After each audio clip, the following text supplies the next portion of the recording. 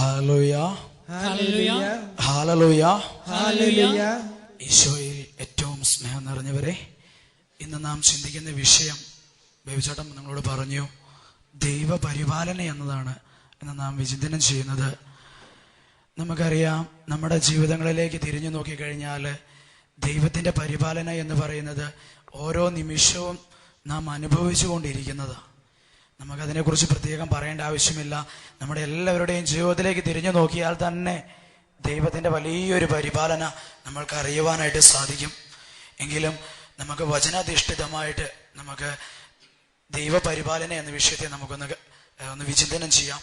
വിശുദ്ധ മത്തായി എഴുതിയ സുവിശേഷം 6-ാം അധ്യായം 25-ാമത്തെ വാക്യം ഇങ്ങനെ പറയുന്നു: ഞാൻ നിങ്ങളോട് പറയുന്നു, എന്ത് ഭക്ഷിക്കും, എന്ത് പാനം ചെയ്യുമെന്ന്, ജീവനെക്കുറിച്ചോ എന്ത് ധരിക്കുമെന്ന്, ശരീരത്തെക്കുറിച്ചോ നിങ്ങൾ ഉത്കണ്ഠാകുലരാകേണ്ട.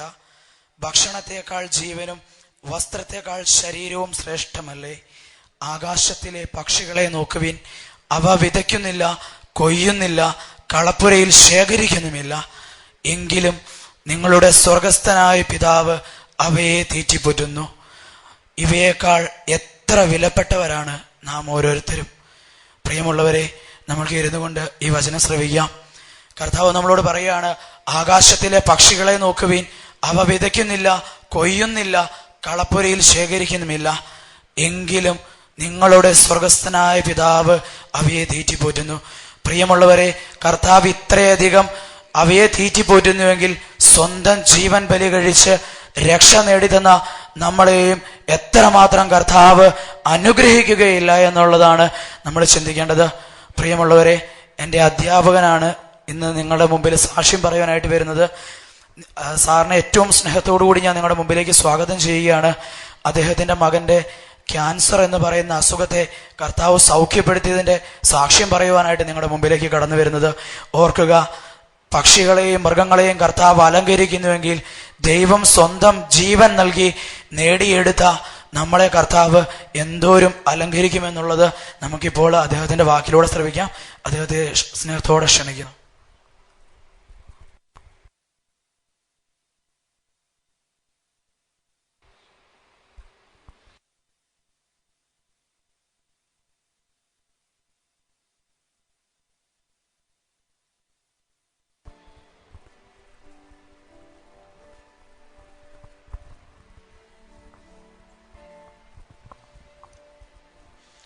ദൈവനാമത്തിന് മഹത്വം ഉണ്ടാകട്ടെ.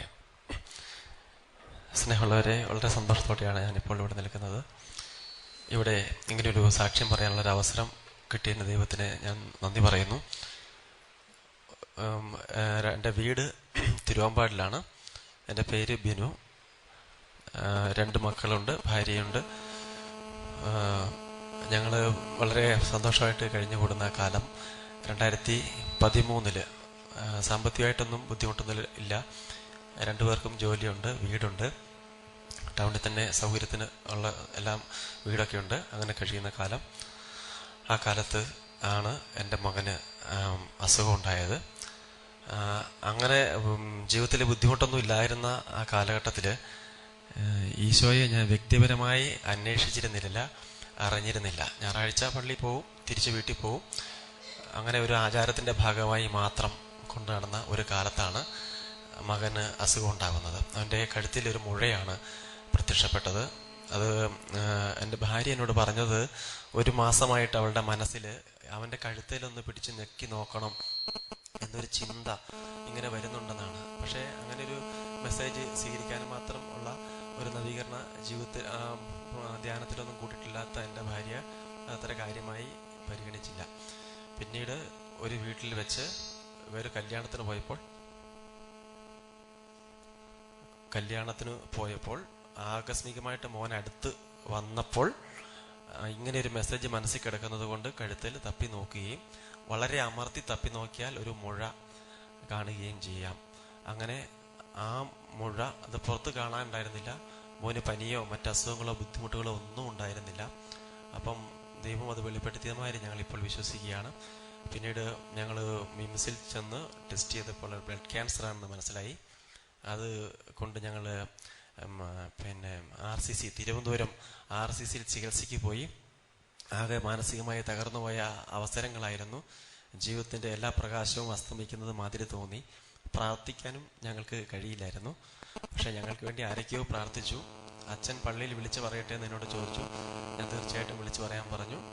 അങ്ങനെ അച്ഛനും നാട്ടുകാരും ജനങ്ങളൊക്കെ കൂടി പ്രാർത്ഥിച്ച് എൻ്റെ ഞങ്ങളുടെ മനസ്സിന് ഒരു ധൈര്യവും സമാധാനവും ഒക്കെ ഉണ്ടാവുകയും അതിനെ ഞങ്ങൾ കർത്താവിനോട് ചേർത്ത് വെച്ചുകൊണ്ട് ആ പ്രശ്നത്തെ ഫേസ് ചെയ്യുകയും ചെയ്തു.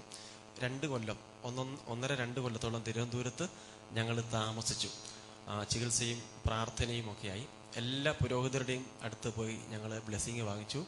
പിന്നെ പിതാക്കന്മാരൊക്കെ ഞങ്ങളെ അനുഗ്രഹിക്കാനായിട്ട് ദൈവം അയച്ചു. ബിഷപ്പൊക്കെ വന്ന് എൻ്റെ വീട്ടിൽ, ഞങ്ങൾ ഇടയ്ക്കൊന്ന് വീട്ടിൽ വന്നപ്പോൾ പിതാവൊക്കെ വീട്ടിൽ വന്ന് അനുഗ്രഹിക്കാനായി തമ്പുരാൻ അനുവദിച്ചു. അതുപോലെ വട്ടായിലച്ഛൻ്റെ കൈവപ്പ് പ്രാർത്ഥന ഞങ്ങൾക്ക് ലഭിച്ചു. അനേകം നേർച്ച കാഴ്ചകളിലൊക്കെ ഞങ്ങൾ നേർന്നു. അതിൻ്റെയൊക്കെ ഫലമായിട്ട് എൻ്റെ മോൻ കർത്താവിൻ്റെ നാമത്തിൽ, കർത്താവിൻ്റെ ശക്തിയാൽ, കർത്താവിൻ്റെ പ്രത്യേകമായ അനുഗ്രഹത്താൽ അവൻ പൂർണ്ണമായി സൗഖ്യപ്പെട്ടതായി ഡോക്ടർമാർ സാക്ഷ്യപ്പെടുത്തുകയാണ്. ഞങ്ങൾ ഓരോ ടെസ്റ്റ് നടത്തുമ്പോഴും ആ ടെസ്റ്റ് വിജയമാണെങ്കിൽ മാത്രമേ അടുത്ത ചികിത്സ പോലും തുടരുകയുള്ളൂ. ഞങ്ങളുടെ കൺമുൻപിൽ നിന്ന് ഞങ്ങളുടെ കൂട്ടത്തിൽ ചികിത്സിച്ചുകൊണ്ടിരുന്ന പല കുഞ്ഞുങ്ങളും ഇങ്ങനെ കൊഴിഞ്ഞു പോയിക്കൊണ്ടിരിക്കുന്നത് ഞങ്ങൾ കാണേണ്ടി വന്നു. അപ്പോഴൊക്കെ ഞങ്ങളുടെ കുഞ്ഞിനെ ചേർത്ത് പിടിച്ച് കർത്താവിനോട് പ്രാർത്ഥിച്ച് എൻ്റെ മോന് ആ അവസ്ഥയിൽ നിന്ന് പൂർണ്ണമായും സൗഖ്യപ്പെട്ട് ഇപ്പോൾ നടത്തുന്ന ടെസ്റ്റുകളൊക്കെ നമ്മുടെ രക്തം പോലെ തന്നെ ഒരു കുഴപ്പവുമില്ലാതെ കർത്താവിൻ്റെ ചോര കൊണ്ട് അവൻ്റെ സിരകളെ തമ്പുരാൻ നനച്ചു എന്ന് ഞങ്ങൾ ഉറച്ച് വിശ്വസിക്കുന്നു. മരുന്നുകൊണ്ട് സുഖപ്പെടുന്ന ഒരു അസുഖമല്ല അത്. മരുന്നുകൊണ്ട് മാത്രം സുഖപ്പെടുന്ന അസുഖമല്ലാതെ നമുക്ക് എല്ലാവർക്കും അറിയാം. അപ്പം തമ്പുരാൻ എൻ്റെ കൊച്ചിനെയും എൻ്റെ കുടുംബത്തെയും പ്രത്യേകമായി തൊട്ട് സുഖപ്പെടുത്തി എന്ന് സാക്ഷ്യപ്പെടുത്താൻ ഞാൻ ഈ അവസരം ഉപയോഗിക്കുകയാണ്. അതുപോലെ ഒരു കാര്യം ഞാൻ ഈ അവസരത്തിൽ പറഞ്ഞുകൊള്ളട്ടെ. ഈ പ്രശ്നം ഫേസ് ചെയ്തുകൊണ്ടിരുന്നപ്പോൾ അത് സഹിക്കാൻ പറ്റാത്ത രീതിയിലുള്ളൊരു മാനസികാവസ്ഥ ഞങ്ങൾക്ക് ദൈവം പിന്നീട് തന്നില്ല. ഞങ്ങൾക്ക് അത്ര വലിയൊരു പ്രശ്നമായിട്ട് അങ്ങോട്ട് തോന്നിയില്ല. അതുപോലെ ഭാരിച്ച സാമ്പത്തിക ബാധ്യത വന്നു. അതൊന്നും ഞങ്ങൾ അറിഞ്ഞതേയില്ല. അതുപോലെ അവിടെ ഒരു മുറി കിട്ടാൻ പോലും തിരുവനന്തപുരത്ത് ബുദ്ധിമുട്ടാണ്. പക്ഷെ ഞങ്ങൾക്ക് വലിയൊരു വീട് തമ്പുരാൻ ഒരുക്കി തരികയാണ്. അതുപോലെ ഞങ്ങൾക്ക് യാത്ര ചെയ്യാനുള്ള വാഹനങ്ങൾ, ബൈക്ക്, കാറ് ഒക്കെ ഞങ്ങൾക്ക് ഒരു പരിചയമില്ലാത്ത ആൾക്കാർ അവിടെ കൊണ്ട് തരികയാണ്. ഒരിക്കൽ കോളിംഗ് ബെൽ അടിച്ചിട്ട് ഒരാൾ ഒരു കീ ഇങ്ങനെ ഉയർത്തിട്ട് എന്നോട് നീ എടുത്തോളാൻ പറഞ്ഞു. അപ്പോൾ ഞാൻ ചോദിച്ചപ്പോൾ പറഞ്ഞു, അടുത്ത വീട്ടിലെ ആളാണ്, നിങ്ങൾക്ക് ആശുപത്രിയിലൊക്കെ പോകാൻ വണ്ടി വേണ്ടേ, അതുകൊണ്ട് ഇത് എടുത്തു. അങ്ങനെ എല്ലായിടത്തും ദൈവം ഇങ്ങനെ കൊണ്ട് നടക്കുന്നത് വ്യക്തിപരമായി കണ്ട് അനുഭവിക്കാൻ എനിക്ക് സാധിച്ചു. തിരിച്ചു വന്നിട്ടും ഈ രോഗം വന്നതിൻ്റെ രീതിയിലുള്ള ഒരു ബുദ്ധിമുട്ടുകളോ സാമ്പത്തിക പ്രയാസങ്ങളോ കഷ്ടപ്പാടുകളോ ഈ നിമിഷം വരെ യേശുവിൻ്റെ നാമത്തിൽ ഞങ്ങൾക്ക് ഉണ്ടായിട്ടില്ല. അതുകൊണ്ട് ഞാൻ എല്ലാവരോടും എനിക്ക് പറ്റുന്ന അവസരങ്ങളിലൊക്കെ പറയുന്നത്, കഷ്ടപ്പാടുകൾ വരുമ്പം ഈശോയെ ചേർത്ത് പിടിച്ച്, അതൊരു കഥാപാത്രമൊന്നുമല്ല, നമ്മുടെ കൂട്ടത്തിൽ, ഇവിടെ നമ്മുടെ ഹൃദയത്തിൽ, നമ്മുടെ ജീവിതത്തിൽ, നമ്മുടെ വീട്ടിൽ, നമ്മുടെ കൂട്ടത്തിലുള്ള ഏക രക്ഷിതാവായ ഈശോ നമ്മുടെ കൂട്ടത്തിലുണ്ടെങ്കിൽ എല്ലാ കഷ്ടപ്പാടുകൾക്കും നമുക്ക് ഒരു ശാന്തിയും സമാധാനവും ഉത്തരവും കിട്ടും. നമ്മുടെ സഹനങ്ങൾ കൂടുതൽ നല്ലതാകുമെന്ന് പറയുന്നു ഞാൻ. ഇപ്പോൾ ഞങ്ങളുടെ ജീവിതം പണ്ടത്തതിനേക്കാൾ എത്രയോ മനോഹരവും സന്തോഷകരവും സന്തുഷ്ടകരവുമാണ്. കൂടുതൽ ഈശോയോട് ചേർന്ന് നിൽക്കാനും ചെറിയ ചെറിയ കാര്യങ്ങളിൽ പോലും വലിയ സന്തോഷങ്ങൾ കണ്ടെത്താനും ഞങ്ങൾക്ക് സാധിക്കുന്നുണ്ട്. ദൈവനാമത്തിന് മഹത്വം ഉണ്ടാവട്ടെ. യേശുവേ നന്ദി, യേശുവേ സ്തുതി. നമുക്ക് ദൈവത്തിന് നന്ദി പറയുവാനായിട്ട് നമ്മുടെ 2 കരങ്ങൾ ഉയർത്തി വന്ന ദൈവത്തെ ഒന്ന് കൈയടിച്ച് മഹത്വപ്പെടുത്താം. Praise Lord. ഇപ്പോൾ സാക്ഷ്യം നിങ്ങൾ കേട്ടില്ലേ?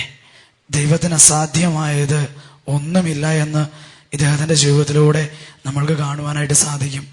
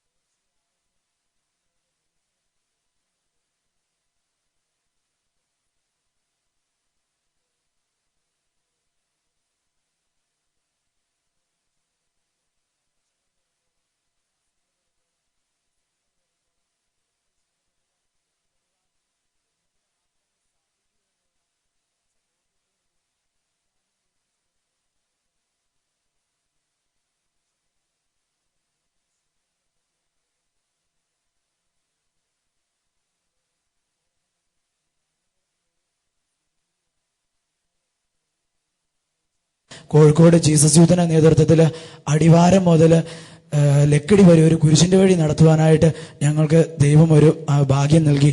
ആ കുരിശിന്റെ വഴി നടക്കുന്ന സമയത്ത് പ്രിയമുള്ളവരെ, മൂന്നാമത്തെ വളവ്, അതായത് മൂന്നാമത്തെ സ്ഥലം എത്തുന്നത് വരെ എല്ലാവരും ഭയങ്കര ഉഷാറായിട്ട് നടന്നു. ഭയങ്കര പാട്ടും പ്രാർത്ഥനയൊക്കെ ആയിട്ട് നടന്നു. മൂന്നാമത്തെ വളവിലേക്ക് എത്തിയപ്പോഴത്തേക്കും എല്ലാവരും സൈഡാകാൻ തുടങ്ങി. പ്രിയമുള്ളവരെ, വെയിലിന്റെ ചൂട് സഹിക്കാൻ വയ്യാതെ ഓരോരുത്തർ തളർന്ന് തൊട്ടടുത്തൂടെ വരുന്ന വണ്ടിക്ക് കൈ കാണിച്ച് കയറി മുകളിലേക്ക് പോകുന്ന കണ്ടപ്പോൾ, നാലാം സ്ഥലത്ത് ചെന്നപ്പോൾ ദൈവത്തിന്റെ മുൻപിൽ മുട്ടുകുത്തി നിന്നുകൊണ്ട് ആ വയനാട് ചുരത്തില് പ്രിയമുള്ളവരെ കരങ്ങൾ ഉയർത്തി ദൈവത്തെ സ്തുതിച്ച നിമിഷത്തില് ഒരു നിമിഷം പോലും താമസിക്കാതെ തന്റെ ശക്തി എന്തെന്നുള്ളത് ദൈവം വെളിപ്പെടുത്തി തന്നതാണ്. ആ നിമിഷം മുതൽ ഏകദേശം 7-ാം സ്ഥലം എത്തുന്നത് വരെ മഴയായിരുന്നു. യാതൊരു വിധത്തിലുള്ള ചൂടോ ഞങ്ങൾക്ക് അനുഭവപ്പെടാതെ കർത്താവ് ഏറ്റവും മനോഹരമായിട്ട് ഞങ്ങളെ പരിപാലിക്കുന്നതായിട്ട് ഞങ്ങൾക്ക് അനുഭവിക്കാൻ സാധിച്ചു.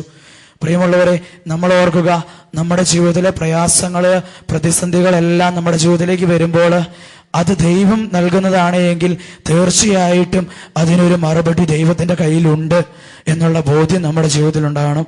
അത് തന്നെയാണ് മത്തായി ശ്ലീഹായുടെ സുവിശേഷത്തിലൂടെ 6-ാം അധ്യായം 33-ാമത്തെ വാക്യം കർത്താവ് നമ്മളോട് പറയുന്നുണ്ട്, നിങ്ങൾ ആദ്യം അവിടുത്തെ രാജ്യവും നീതിയും അന്വേഷിക്കുക, ബാക്കിയെല്ലാം നിങ്ങൾക്ക് കൂട്ടിച്ചേർത്ത് ഞാൻ നൽകും.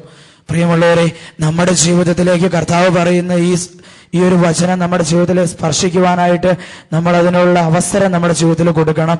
നമ്മൾ ആദ്യം അവിടുത്തെ രാജ്യവും നീതിയും അന്വേഷിക്കുക, ബാക്കിയെല്ലാം അവിടെ നിന്ന് കൂട്ടിച്ചേർക്കുമെന്ന് കർത്താവിന്റെ ഉറച്ച വാഗ്ദാനമാണ്. അത് തന്നെയാണ്, അതിന്റെ ഒരു തുടർച്ചയാണ്. യോഹന്നാൻ ശ്ലീഹായുടെ സുവിശേഷം 15-ാം അധ്യായം 7-ാമത്തെ തിരുവചനം പറയുന്നു, നിങ്ങൾ എന്നിൽ വസിക്കുകയും എന്റെ വാക്ക് നിങ്ങളിൽ നിലനിർത്തുകയും ചെയ്യുന്നുവെങ്കിൽ ഇഷ്ടമുള്ളത് ചോദിച്ചു കൊള്ളുക, ഞാൻ നിങ്ങൾക്ക് നൽകും. കർത്താവ് ഡെഫിനിറ്റഡ് ആയിട്ടുള്ള ഒരു വാഗ്ദാനമാണ് നമുക്ക് നൽകുന്നത്. നിന്റെ ജീവിതത്തിലെ പ്രശ്നം എന്തുമാകട്ടെ, നിന്റെ ജീവിതത്തിൽ എന്ത് തടസ്സവും ഉണ്ടാകട്ടെ, നീ എന്നിൽ വിശ്വസിച്ചുകൊണ്ട് എന്നോട് ചോദിച്ചാൽ എന്നുള്ള കർത്താവിന്റെ ഉറച്ച വാഗ്ദാനമാണ്. നമ്മുടെ ജീവിതത്തിൽ എന്ത് പ്രയാസവുമാട്ടെ, ഒരുപക്ഷെ കടബാധ്യതയായിരിക്കാം, ഒരു ഭവനമില്ലാത്ത അവസ്ഥയായിരിക്കാം, രോഗപീഠകളിലായിരിക്കാം, എന്തു തന്നെയായിരുന്നാലും കർത്താവിന്റെ സന്നിധിയിൽ നിനക്ക് ഒരു സൗഖ്യമുണ്ട് എന്നുള്ള ഉറച്ച വാഗ്ദാനമാണ് കർത്താവ് നമുക്ക് തരുന്നത്. പ്രിയമുള്ളവരെ, ഒരിക്കല് ഒരു അതിപ്രശസ്തനായ വചനപ്രഘോഷകൻ പറയുകയുണ്ടായി, അദ്ദേഹം എവിടെ ക്ലാസ് എടുക്കുവാൻ പോയാലും 23-ാം സങ്കീർത്തനം വായിച്ചിട്ടാ അദ്ദേഹം ക്ലാസ് എടുക്കുവാനായിട്ട് തുടങ്ങുക. എല്ലാ പ്രാവശ്യവും അദ്ദേഹം 23-ാം സങ്കീർത്തനം വായിച്ചു കഴിയുമ്പോൾ ആളുകൾ ഭയങ്കരമായിട്ട് കൈയടിച്ച് അദ്ദേഹത്തെ സന്തോഷിപ്പിക്കും. പ്രിയമുള്ളവരെ, അത് ശേഷം ഒരു ദിവസം അദ്ദേഹം ഒരു സ്ഥലത്തേക്ക് ക്ലാസ് എടുക്കുവാനായിട്ട് കടന്നു ചെല്ലുമ്പോൾ 23-ാം സങ്കീർത്തനം വായിക്കുവാനായിട്ട് തന്റെ കരങ്ങളിലേക്ക് മൈക്കെടുത്ത് പിടിച്ചപ്പോൾ ഒരു ചെറിയ കൊച്ചു വന്നിട്ട് പറഞ്ഞു, ഇന്നത്തെ 23-ാം സങ്കീർത്തനം ഞാൻ വായിച്ചോട്ടെ ബ്രദറെ എന്ന് ചോദിച്ചു. അന്നേരം അദ്ദേഹത്തിന്റെ മനസ്സിലേക്ക് തോന്നി, എന്നെ കഴിഞ്ഞും വലിയൊരുത്തനാണെങ്കിൽ അതൊന്ന് കാണാം. ഈ കൊച്ചിന്റെ കയ്യിലേക്ക് മൈക്ക് കൊടുത്ത് ഈ കൊച്ച് 23-ാം സങ്കീർത്തനം വായിക്കുവാനായിട്ട് തുടങ്ങി. പ്രിയമുള്ളവരെ, 23-ാം സങ്കീർത്തനം വായിച്ചതിന് ശേഷം ഒരാൾ പോലും കൈയടിക്കുന്നില്ല. ഈ ബ്രദർ എല്ലാവരെയും നോക്കിക്കഴിഞ്ഞപ്പോൾ എല്ലാവരും കരയുകയാ. അന്നേരം ഈ കൊച്ചിനോട് ഈ ബ്രദർ ചോദിച്ച ഒരു കാര്യമുണ്ട്, മോനെ നിനക്കിത് എങ്ങനെ സാധിക്കുന്നു എന്ന്. അന്നേരം ആ കൊച്ചു പറഞ്ഞു, ബ്രദറിന് 23-ാം സങ്കീർത്തനമേ അറിയുള്ളൂ, എനിക്ക് ഇടയനെയും അറിയാം. പ്രിയമുള്ളവരെ, 23-ാം സങ്കീർത്തനം ഇടയനെ കുറിച്ച, ആ ഇടയന്റെ പരിപാലന എന്തെന്നുള്ളതാണ് നമ്മുടെ ജീവിതത്തിലേക്ക് നാം കണ്ടെത്തേണ്ട ഒരു വഴി. പലപ്പോഴും തകർന്നു വീഴുന്ന അവസ്ഥകൾ ഉണ്ടാകാം. ഒരുപക്ഷെ ദൈവം അനുവദിക്കുന്ന ഒരു പ്രശ്നമാണ് നമ്മുടെ ജീവിതത്തിലേക്ക് കടന്നു വരുന്നെങ്കിൽ അതിനുത്തരം ദൈവം നൽകും. അതല്ലാതെ ദൈവം അനുവദിക്കാത്ത പല പ്രശ്നങ്ങളും നമ്മുടെ ജീവിതത്തിലേക്ക് കടന്നു വരാറുണ്ട്. അതിലും നമ്മൾ ദൈവത്തെ പഴി പറയും. നമ്മൾ ചെയ്ത പാപത്തിന്റെ പരിഹാരം, അല്ലെങ്കിൽ നമ്മൾ ചെയ്ത പാപത്തിന് പരിഹാരം ചെയ്യാതെ വീണ്ടും വീണ്ടും പാപത്തിന്റെ അടിമത്തത്തിലേക്ക് കഴിയുമ്പോൾ പിശാച് കണ്ടെത്തിയിരിക്കുന്ന ഒരു വഴിയാണ്, ദൈവം ഏക രക്ഷകൻ എന്ന് പറഞ്ഞ അതേ നാവുകൊണ്ട്, ദൈവം എന്നെ പരിപാലിക്കുന്നു എന്ന് പറഞ്ഞ അതേ നാവുകൊണ്ട് ആ ദൈവത്തെ നീ നിന്ദിക്കണം എന്നുള്ള പിശാചിന്റെ വലിയ ഒരു തന്ത്രത്തിന്റെ ഭാഗമാണ് അവൻ ഇതിൽ കണ്ടെത്തിയിരിക്കുന്നത്. നമ്മുടെ ജീവിതത്തിൽ പാപം ചെയ്തതിന് ശേഷം ഒരു പ്രശ്നം കടന്നു വരുമ്പോൾ നാം ആദ്യം പറയും, നാം ചെയ്ത പാപത്തിന് ദൈവം എന്നെ ശിക്ഷിച്ചു. ഇന്ന് വരെയും താൻ ചെയ്ത പാപത്തിന് വേണ്ടിയിട്ട് ദൈവം ആരെയും ശിക്ഷിച്ചിട്ടില്ല. അങ്ങനെയായിരുന്നുവെങ്കിൽ അവൻ ഇത്രയും പീഡ സഹിച്ച് സ്വന്തം രക്തം നമുക്കായി ചൊരിഞ്ഞ് നമുക്ക് ഈ രക്ഷ നേടിത്തരേണ്ട ആവശ്യമില്ലായിരുന്നു. പ്രിയമുള്ളവരെ, വചനത്തിലേക്ക് നമ്മൾ തിരിഞ്ഞു നോക്കുമ്പോൾ നമുക്ക് വീണ്ടും കാണുവാനായിട്ട് സാധിക്കും. വലിയ വലിയ ദൈവത്തിന്റെ പരിപാലന നമ്മൾ അനുഭവിക്കുന്നത് നമുക്ക് കാണാനായിട്ട് സാധിക്കും. ലൂക്കാസ് സുവിശേഷം 12-ാം അധ്യായം 24-ാമത്തെ വാക്യത്തിലൂടെ കർത്താവ് വീണ്ടും നമ്മുടെ മുമ്പിലേക്ക് പറയുന്നുണ്ട്. നിങ്ങൾ എന്ത് ഭക്ഷിക്കുമെന്നോ എന്ത് ധരിക്കുമെന്നോ ഓർത്ത് നിങ്ങൾ ഭയപ്പെടേണ്ട. ഭക്ഷണത്തെക്കാൾ ജീവനും ശരീരത്തെക്കാൾ വസ്ത്രവും അഭികാമ്യമല്ലേ എന്നുള്ള കർത്താവിന്റെ വചനത്തിന് മുമ്പിലായിരിക്കുമ്പോൾ പ്രിയമുള്ളവരെ, നമുക്ക് ദൈവത്തിന് മുമ്പിൽ ഒന്ന് ചോദിക്കാം. നമ്മുടെ ജീവിതത്തിൽ നമ്മൾ ദൈവത്തോട് കാണിക്കുന്ന സ്നേഹം, അല്ലെങ്കിൽ ദൈവം നമ്മൾക്ക് നൽകുന്ന അനുഗ്രഹങ്ങൾക്ക് നാം എന്തോരം നന്ദി പറയുന്നുണ്ടെന്നുള്ളത് നമുക്കൊന്ന് ചോദിക്കാനായിട്ട് ദൈവത്തിന് മുമ്പിലേക്ക് കടന്നു വരാം. പ്രിയമുള്ളവരെ, ഒരിക്കലും പാലായിൽ ഒരു കൺവെൻഷൻ നടക്കുന്ന സ്ഥലത്തേക്ക് ഞാൻ ക്ലാസ് എടുക്കുവാനായിട്ട് കടന്നു ചെല്ലുക. അപ്പോൾ എനിക്ക് കിട്ടിയിരുന്ന വിഷയം എന്ന് പറയുന്നത് കുമ്പസാരത്തിനെ കുറിച്ചാണ്. അപ്പോൾ കുമ്പസാരത്തെ കുറിച്ച് ക്ലാസ് എടുക്കുവാനായിട്ട് ഞാൻ കയറി ചെല്ലുമ്പോൾ ഒരു ചേട്ടനുണ്ട് ഏറ്റവും പുറകിൽ അസ്വസ്ഥനായിട്ടിരിക്കുന്നു. ആ ചേട്ടനെ ഞാൻ ക്ലാസ് എടുത്ത് കഴിഞ്ഞ് പുറത്തേക്ക് ഇറങ്ങി വരുമ്പോൾ ഈ ചേട്ടനെ വിളിച്ചു നിർത്തി ഞാൻ ആ ചേട്ടനോട് ചോദിച്ചു, എന്താണ് ചേട്ടന് പറ്റിയത്? ആ ചേട്ടൻ എന്നോട് പറയുകയാണ്, സ്വത്തും സമ്പത്തും എല്ലാം വർദ്ധിച്ചു കഴിഞ്ഞപ്പോൾ ഞാൻ ദൈവത്തെ മറന്നു. തന്റെ ബിസിനസ്സിൽ മെച്ചപ്പെടുവാനായിട്ട് തുടങ്ങിയപ്പോൾ ദൈവത്തെ മറന്ന് അദ്ദേഹം ലോകത്തിൻ്റെതായ മോഹങ്ങളിലേക്ക് ഓടി മറയുവാനായിട്ട് അദ്ദേഹം തുടങ്ങി.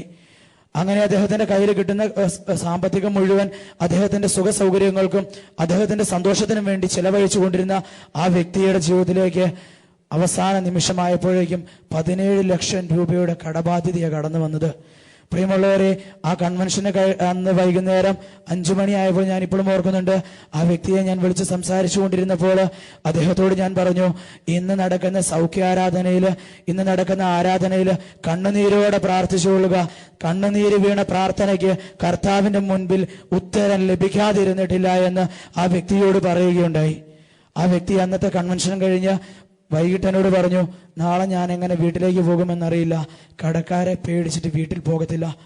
പ്രിയമുള്ളവരെ, അദ്ദേഹം രാവിലെ കൺവെൻഷൻ കഴിഞ്ഞ് വീട്ടിലേക്ക് പോകുമ്പോൾ രാവിലെ ബസ്സിൽ കയറി കഴിഞ്ഞപ്പോൾ ഒരു വികലാംഗനായ വ്യക്തി അദ്ദേഹം കയറിയ വാഹനത്തിൽ ലോട്ടറിയുമായിട്ട് കടന്നു വന്നു. അദ്ദേഹത്തിന്റെ അടുത്ത് ലോട്ടറി നീട്ടി. പക്ഷെ അദ്ദേഹം പറഞ്ഞു, എനിക്ക് വേണ്ട, ഞാൻ ലോട്ടറി എടുക്കുകയില്ല. തിരിച്ചു പറഞ്ഞു വിട്ട് അദ്ദേഹം കുറച്ചങ്ങോട്ട് നീങ്ങി കഴിഞ്ഞപ്പോൾ ഇയാളെ തിരിച്ചു വിളിച്ചിട്ട് പറഞ്ഞു, അല്ല ഇങ്ങോട്ട് വാ, എനിക്കൊരു ലോട്ടറി തരാൻ പറഞ്ഞു. ഇദ്ദേഹത്തിന്റെ അടുത്ത് നീട്ടിയ ലോട്ടറി ഇദ്ദേഹത്തിന്റെ തൊട്ടു പുറകിലിരുന്ന വ്യക്തിയാണ് എടുത്തത്. അതിനുശേഷം വന്ന ലോട്ടറി ഈ 17 ലക്ഷം രൂപ കടബാധ്യതയുള്ള വ്യക്തി എടുത്തു. പ്രിയമുള്ളവരെ, അദ്ദേഹം വീട്ടിൽ ചെല്ലുമ്പോൾ വീട്ടിലെ 1-2 ആൾക്കാർ ഇദ്ദേഹത്തെ നോക്കി നിൽപ്പുണ്ട്. വീട്ടിൽ ചെന്ന് ഡ്രസ്സൊക്കെ മാറി ഇദ്ദേഹം പുറത്തേക്ക് ഇറങ്ങി വന്നു കഴിഞ്ഞപ്പോൾ ഈ കടക്കാരോട് ഇദ്ദേഹം പറഞ്ഞു, ഞാൻ എൻ്റെ കയ്യിൽ ഇപ്പോൾ ഒന്നുമില്ല, ഉള്ളപ്പോൾ ഞാൻ തരാം. അപ്പോൾ അവർ പറഞ്ഞൊരു കാര്യമുണ്ട്, ഞങ്ങളും അത് പറയാനാണ് വന്നത്, നിങ്ങളുടെ കയ്യിലുള്ളതനുസരിച്ച് കുറച്ചീശെ എനിക്ക് തന്നാൽ മതിയെന്ന്. പ്രിയമുള്ളവരെ, ആ വ്യക്തി അതെല്ലാം കഴിഞ്ഞ് അവർ തിരിച്ചു പോയതിനു ശേഷം പേപ്പർ നോക്കിക്കൊണ്ടിരുന്നപ്പോഴാണ് അദ്ദേഹം നോക്കുമ്പോൾ ഈ ലോട്ടറിയുടെ റിസൾട്ട് പ്രസിദ്ധീകരിച്ചത് കണ്ടത്. പ്രിയമുള്ളവരെ, അദ്ദേഹം ഓടിപ്പോയിട്ട് തന്റെ പോക്കറ്റിൽ കിടന്ന ലോട്ടറി എടുത്തുകൊണ്ടെന്ന് നോക്കിക്കഴിഞ്ഞപ്പോൾ അദ്ദേഹത്തിന്റെ ആവശ്യം 17 ലക്ഷം രൂപയായിരുന്നെങ്കിൽ ആ ലോട്ടറിയിൽ 1 സമ്മാനമായ 1 കോടി രൂപയാണ് അദ്ദേഹത്തിന് കർത്താവ് നൽകിയത്. പ്രിയമുള്ളവരെ, എല്ലാം കഴിഞ്ഞ് 63 ലക്ഷം രൂപ അദ്ദേഹത്തിന്റെ കയ്യിലുണ്ട്. ഇന്ന് അദ്ദേഹം പഴയ ബിസിനസ് വീണ്ടും ചെയ്യുന്നു. അനേകം മക്കളെ തന്റെ മക്കളോട് ചേർത്ത് അദ്ദേഹത്തിന്റെ ഭവനത്തിൽ നോക്കുന്നുണ്ട് അദ്ദേഹം. പ്രിയമുള്ളവരെ, കർത്താവിന്റെ പരിപാലന എന്ന് പറയുന്നത് നമ്മൾക്ക് പലപ്പോഴും വിശ്വസിക്കാൻ കഴിയാത്ത രീതിയിൽ കർത്താവ് നമ്മെ പരിപാലിക്കുന്ന അവസരങ്ങൾ ഉണ്ടായിട്ടുണ്ട്. പ്രിയമുള്ളവരെ, നമ്മുടെ മുമ്പിലേക്ക് കടന്നു വരുമ്പോൾ, നമ്മുടെ മുമ്പിലായിരിക്കുമ്പോൾ വിശുദ്ധ മത്തായി എഴുതിയ സുവിശേഷം 13-ാം അധ്യായം 26-ാമത്തെ വാക്യം ഇങ്ങനെ പറയുന്നു, ചെടികൾ വളർന്ന് കതിരായപ്പോൾ കളകളും പ്രത്യക്ഷപ്പെട്ടു. വേലക്കാർ ചെന്ന് വീട്ടുടമസ്ഥനോട് ചോദിച്ചു, യജമാനനെ, നീ വയലിൽ നല്ല വിത്തല്ലേ വിതച്ചത്, പിന്നെ കള എങ്ങനെ ഉണ്ടായി? അവൻ പറഞ്ഞു, ശത്രുവാണ് ഇത് ചെയ്തത്. വേലക്കാർ ചോദിച്ചു, ഞങ്ങൾ പോയി കളകൾ പറിച്ചു കളയട്ടെ? അവൻ പറഞ്ഞു, കളകൾ പറിച്ചു കളയേണ്ട, അവയോടൊപ്പം അതും വളരട്ടെ. നിങ്ങൾ കള പറിച്ചു കളയുവാനായിട്ട് ചെന്നാൽ ഒരുപക്ഷെ നിങ്ങൾ അതിനോടൊപ്പം ഗോതമ്പ് ചെടികൾ നിങ്ങൾ പറിച്ചു കളയും.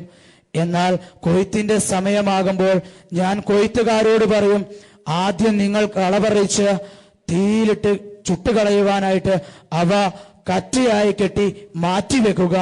അതിനുശേഷം ഗോതമ്പ് മണി ധാന്യപ്പുരയിൽ ശേഖരിക്കുവാനായിട്ട് കർത്താവ് വചനത്തിലൂടെ നമ്മളോട് പറയുകയാണ്. പ്രിയമുള്ളവരെ, കർത്താവിന്റെ പരിപാലനയിലേക്ക് നമ്മൾ വരുമ്പോൾ നമ്മൾ ശ്രദ്ധിക്കേണ്ട കാര്യമുണ്ട്. നമ്മുടെ ജീവിതത്തിലെ പാപത്തിന്റെ കറകള് നമ്മുടെ ജീവിതത്തിലെ കളകളായിട്ട് നമ്മൾ മാറ്റുവാനായിട്ടുള്ള വലിയൊരു ആഗ്രഹം നമ്മുടെ ജീവിതത്തിൽ ഉണ്ടാകണം. ആ ആഗ്രഹത്തിൽ ആ കളകളെ പറിച്ച് തീയിലിട്ട് ചുട്ടുകളയുവാനും ധാന്യങ്ങളെ നമ്മളുടെ ജീവിതത്തില് ഹൃദയത്തില് ദൈവപരിപാലനയിൽ സൂക്ഷിക്കുവാനുള്ള വലിയൊരു ദാഹമാണ് നമുക്കുണ്ടാകേണ്ടത്. പ്രിയമുള്ളവരെ, വചനങ്ങളിലേക്ക് ബൈബിൾ നമ്മൾ തുറന്നു കഴിഞ്ഞാൽ നമ്മൾ കാണുന്നുണ്ട് 366 പ്രാവശ്യം കർത്താവ് നമ്മളോട് പറയുന്നുണ്ട്, ഭയപ്പെടേണ്ട, ഞാൻ നിന്നോട് കൂടെയുണ്ട് എന്ന്. പ്രിയമുള്ളവരെ, കർത്താവ് വീണ്ടും നമ്മളോട് ചോദിക്കുകയാണ്, ആകുലത മൂലം ആയുസ്സിന്റെ മുഴം 1 മുഴം കൂടി നീട്ടുവാൻ നിനക്ക് സാധിക്കുമോ? പ്രിയമുള്ളവരെ, നമ്മുടെ ഉത്കണ്ഠ മൂലം നമ്മുടെ ആയുസ്സിന്റെ മുഴം 1 മുഴം കൂടി നീട്ടുവാൻ നമ്മളോട് സാധിക്കുമോ എന്ന് കർത്താവ് വചനത്തിലൂടെ നമ്മളോട് ചോദിക്കുകയാണ്. ആദ്യം അവിടുത്തെ രാജ്യവും നീതിയും അന്വേഷിക്കുക, ബാക്കി കൂട്ടിച്ചേർക്കപ്പെടുമെന്ന് പറഞ്ഞ അതേ ദൈവം തന്നെയാണ് നമ്മുടെ മുൻപിൽ ഇരുന്ന് പറയുന്നത്, നമ്മളോട് പറയുന്നത്, നിന്റെ ജീവിതത്തിലെ പ്രശ്നങ്ങളുടെ നടുവില്, പ്രയാസങ്ങളുടെ നടുവില് നിനക്കിനി രക്ഷയില്ല എന്ന് നീ എന്റെ മുൻപിലേക്ക് ഏറ്റു പറയുന്ന നിമിഷത്തില് എന്റെ കരം നിന്നിൽ പൂർണ്ണമായി വെളിവാകും. അത് തന്നെയാണ് വചനത്തിലൂടെ നമ്മൾ കാണുന്നത്. നിന്റെ ബലഹീനതയിൽ എന്റെ കരം പൂർണ്ണമായി നിന്നിൽ വെളിവാകുമെന്ന്. പ്രിയമുള്ളവരെ, കർത്താവിന്റെ പരിപാലനയിലേക്ക് കടന്നു വരുമ്പോൾ, ദൈവസ്നേഹത്തിലായിരിക്കുമ്പോൾ, നമ്മുടെ ജീവിതത്തിൽ വിശുദ്ധിയോടുകൂടി കർത്താവിന് മുമ്പിലാകുമ്പോൾ നമ്മൾ ചോദിക്കുന്നത് എന്തും അവിടെ നിന്ന് ലഭിക്കുമെന്നുള്ള വിശ്വാസം നമ്മുടെ ജീവിതത്തിൽ ഉണ്ടാകണം. പൗലോസ്ലീഹായ്ക്ക് അത് തന്നെയാണ് പറയുന്നത്. ഞാൻ പാപിയിലെ ഒന്നാമനാണെന്ന് പൗലോസ്ലീഹായ്ക്ക് ഏറ്റു പറയുന്നുണ്ട് പലപ്പോഴും. എവിടെ പ്രാർത്ഥിക്കുവാനായിട്ട് കടന്നു ചെല്ലുമ്പോഴും പൗലോസ്ലീഹായൊക്കെ വചനത്തിലൂടെ നമുക്ക് കാണാൻ സാധിക്കും. പൗലോസ്ലീഹ പറയുന്ന കാര്യമുണ്ട്, പാപിയിലെ ഒന്നാമനാണ് ഞാനെന്ന്. പ്രിയമുള്ളവരെ, ഒരു കാര്യവും കൂടെ ഞാൻ നിങ്ങളുടെ മുൻപിലേക്ക് അവതരിപ്പിക്കുകയാണ്. ചാണ്ടിയച്ചൻ നമ്മളോട് പറഞ്ഞതുപോലെ തന്നെ ലൂക്ക 5-ാമത്തെ അധ്യായം അദ്ദേഹം വായിച്ചപ്പോൾ പറയുകയുണ്ടായി കുഷ്ഠരോഗിയെ സുഖപ്പെടുത്തുന്ന കർത്താവിനെ കുറിച്ച്. പ്രിയമുള്ളവരെ, നമുക്കൊരു നിമിഷം ഓർക്കാം. സെന്റ് പീറ്റേഴ്സ് ബസിലിക്കയിൽ നടന്ന ഒരു പരിപാടിയായിരുന്നു. ഫ്രാൻസിസ് മാർപ്പാപ്പയുടെ നേതൃത്വത്തിൽ സെന്റ് പീറ്റേഴ്സ് ബസിലിക്കയിൽ വെച്ച് 1.5 ലക്ഷത്തോളം പേര് പങ്കെടുക്കുന്ന ഒരു മീറ്റിംഗ് നടന്നു. ആ മീറ്റിംഗ് നടന്നപ്പോൾ ഫ്രാൻസിസ് മാർപ്പാപ്പ അവിടെ കൂടിയിരുന്ന ജനങ്ങളോട് ചോദിച്ചു, നിങ്ങൾ ധർമ്മം കൊടുക്കാറുണ്ടോ എന്ന്. കുറെ പേരെല്ലാവരും കൂടെ ചേർന്നുകൊണ്ട് പറഞ്ഞു, ഞങ്ങൾ കൊടുക്കാറുണ്ട്. ഫ്രാൻസിസ് മാർപ്പാപ്പ അവരോടൊരു ചോദ്യം ചോദിച്ചു, നിങ്ങൾ ധർമ്മം കൊടുക്കുമ്പോൾ ആ ധർമ്മക്കാരന്റെ കണ്ണിലേക്ക് നിങ്ങൾ നോക്കാറുണ്ടോ? നിങ്ങൾ ധർമ്മം കൊടുക്കുമ്പോൾ ആ ധർമ്മക്കാരന്റെ കണ്ണിലേക്ക് നിങ്ങൾ നോക്കാറുണ്ടോ? അതിന്റെ ഉത്തരം എന്ന് പറയുന്നത്, പ്രിയമുള്ളവരെ, നിശബ്ദത മാത്രമായിരുന്നു. തുടർന്ന് ഫ്രാൻസിസ് മാർപ്പാപ്പ ഒരു ചോദ്യം കൂടി ചോദിച്ചു, നിങ്ങൾ ധർമ്മം കൊടുക്കുമ്പോൾ നിങ്ങൾ ആ വ്യക്തിയുടെ കയ്യിൽ സ്പർശിക്കാറുണ്ടോ എന്ന്. പ്രിയമുള്ളവരെ, അതിന്റെ ഉത്തരവും നിശബ്ദത തന്നെയായിരുന്നു. തുടർന്ന് ഫ്രാൻസിസ് മാർപ്പാപ്പ പറയുകയാണ്, ഒരു പക്ഷേ നിന്റെ മുൻപിലേക്ക് ഭിക്ഷയാചിക്കുവാനായിട്ട് കടന്നു വന്നിരുന്ന വ്യക്തി നിനക്ക് രക്ഷ നേടിത്തന്ന, നിനക്ക് ഈ ശരീരം നേടിത്തന്ന നിന്റെ ദൈവമായിരുന്നു എന്നുള്ളത് നീ തിരിച്ചറിയാത്തതാണ് നിന്റെ ജീവിതത്തിലെ ഏറ്റവും വലിയ തെറ്റ് എന്ന് ഫ്രാൻസിസ് മാർപ്പാപ്പ ചൂണ്ടിക്കാണിക്കുക. പ്രിയമുള്ളവരെ, ഈ ദൈവപരിപാലനയെക്കുറിച്ച് നമ്മൾ ചിന്തിക്കുമ്പോൾ ഒരു കാര്യവും കൂടെ പറഞ്ഞുകൊണ്ട് ഞാൻ അവസാനിപ്പിക്കുകയാണ്. ദൈവസ്നേഹത്തിലായിരിക്കുമ്പോൾ നമ്മൾ ആലോചിക്കുക, സഹനങ്ങളെ ഏറ്റെടുക്കുവാനായിട്ട് തയ്യാറായിക്കൊള്ളുവാനാണ് കർത്താവ് നമ്മളോട് പറയുന്നത്. പ്രിയമുള്ളവരെ, നമ്മൾ ദൈവസ്നേഹത്തിലായിരിക്കുമ്പോൾ, ദൈവപരിപാലനയിലായിരിക്കുമ്പോൾ നമ്മൾ ചിന്തിക്കുക, നമ്മുടെ ജീവിതത്തിൽ ഒരേ ഒരു രക്ഷകനേ ഉള്ളൂ, ഒരേ ഒരു രാജാവേ ഉള്ളൂ, അവന് അസാധ്യമായിട്ട് യാതൊന്നുമില്ല. അത് തന്നെയാണ് ഫിലിപ്പി 4-ാം അധ്യായം 13-ാമത്തെ വാക്യത്തിലൂടെ കർത്താവ് നമ്മളോട് പറയുന്നത്, എന്നെ ശക്തനാക്കുന്നവനിലൂടെ എനിക്കെല്ലാം ചെയ്യാൻ സാധിക്കുമെന്ന് ഫിലിപ്പി എഴുതിയ 4-ാം അധ്യായത്തിലൂടെ പറയുന്നു. പ്രിയമുള്ളവരെ, ഒരു നിമിഷം നമുക്കൊന്ന് എഴുന്നേറ്റ് നിൽക്കാം. നമുക്കൊന്ന് നമ്മുടെ ജീവിതത്തിലേക്ക് തന്നെ തിരിഞ്ഞു നോക്കാം. കർത്താവിന്റെ സംരക്ഷണം നമ്മുടെ ജീവിതത്തിൽ അനുഭവിച്ചിട്ട് ആ ദൈവത്തെ മാറ്റി നിർത്തിയവരാണോ നാം എന്ന്? ദൈവത്തിന്റെ സ്നേഹം അനുഭവിച്ചിട്ട്, ദൈവത്തിന്റെ സംരക്ഷണം അനുഭവിച്ചിട്ട് ആ ദൈവത്തെ മാറ്റി നിർത്തിയിട്ട് നമ്മുടെ സ്വാർത്ഥ ലക്ഷ്യങ്ങൾക്ക് വേണ്ടി ഓടിയവരാണോ എന്ന് നമുക്കൊരു നിമിഷം ഒന്ന് ആലോചിച്ച് നോക്കാം. പ്രിയമുള്ളവരെ, ജീവിതത്തിൽ തെറ്റ് വന്നിട്ടുണ്ടെങ്കിൽ നമുക്ക് തിരുത്തുവാനായിട്ടുള്ള വലിയൊരു നിമിഷമായത്. പ്രിയമുള്ളവരെ, പല സ്ഥലങ്ങളിൽ നിന്നായിട്ട് കർത്താവ് നമ്മളിവിടെ ഒരുമിപ്പിച്ച് കൂട്ടി. ആ ഒരുമിച്ച് കൂട്ടിയതിൽ കർത്താവിൻ്റെ ലക്ഷ്യം ഒന്നേ ഉള്ളൂ. താൻ വിശുദ്ധമായ രക്തം നൽകി നേടിയെടുത്ത തൻ്റെ മക്കൾ ഒരാള് പോലും വഴിതെറ്റി പോകരുതെന്നുള്ള ആ ഒരു ബോധ്യത്തിലാണ് കർത്താവ് നമ്മളെ ഇന്ന് ഈ ഭവനത്തിലേക്ക് കൂട്ടിക്കൊണ്ടുവന്നിരിക്കുന്നത്. പ്രിയമുള്ളവരെ, നമ്മുടെ ജീവിതത്തെ മുഴുവനായിട്ട് കർത്താവിൻ്റെ കരങ്ങളിലേക്കൊന്ന് വെച്ചു കൊടുത്തുകൊണ്ട് ഏതെങ്കിലും വിധത്തിലുള്ള കുറവുകൾ നമ്മുടെ ജീവിതത്തിൽ വന്നിട്ടുണ്ടെങ്കിൽ നമുക്ക് മാപ്പ് ചോദിക്കാം. ദൈവത്തിന് മുമ്പിലായിരിക്കുമ്പോൾ നമ്മുടെ ഇരു കരങ്ങളും കർത്താവിൻ്റെ സന്നിധിയിലേക്ക് നമുക്കൊന്ന് ഉയർത്താം. കരങ്ങൾ ഉയർത്തി നമുക്ക് ദൈവത്തെ ഒന്ന് സ്തുതിക്കാം. നമുക്ക് അറിയാം, ലൂക്കാ സുവിശേഷം 10-ാം അധ്യായം 18-ാമത്തെ വാക്യം പറയുന്നു, പിശാച് സ്വർഗത്തിൽ നിന്ന് ഇടിമിന്നൽ പോലെ നിബദിക്കുന്നത് ഞാൻ കണ്ടു എന്ന്. പ്രിയമുള്ളവരെ, കരങ്ങൾ ഉയർത്തി സ്തുതിക്കുന്ന സമയത്ത് പിശാച് ഇടിമിന്നൽ പോലെ വീണ് നിബദിക്കുവാനായിട്ട് ആഗ്രഹിച്ചുകൊണ്ട് നമുക്ക് ഇരു കരങ്ങൾ ഉയർത്തിക്കൊണ്ട് ഒരു നിമിഷം നമുക്കൊന്ന് കർത്താവിനെ സ്തുതിക്കാം. Hallelujah, hallelujah,